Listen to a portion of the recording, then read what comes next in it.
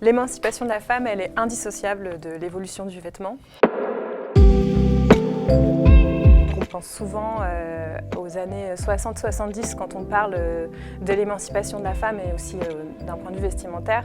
Et je trouve que en réalité, tout ça, ça prend racine dès le début du XXe siècle. Et on a à ce moment-là notamment la disparition du corset. Elle correspond à une période donnée où les femmes ont justement un nouveau mode de vie. Une femme qui ne peut pas se mouvoir, une femme qui est immobile, ça l'enferme aussi dans son statut d'inaction.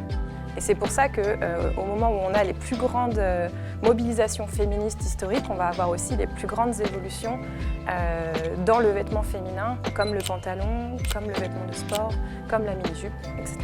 La sneakers, la basket de manière générale, elle est intéressante d'un point de vue émancipation de la femme parce qu'elle est un des premiers vêtements ou accessoires unisexes que la femme va pouvoir revêtir dès le début du XXe siècle. C'est un vêtement qui pourrait être connoté comme un vêtement du vestiaire masculin, qu'elle va pouvoir aussi s'attribuer.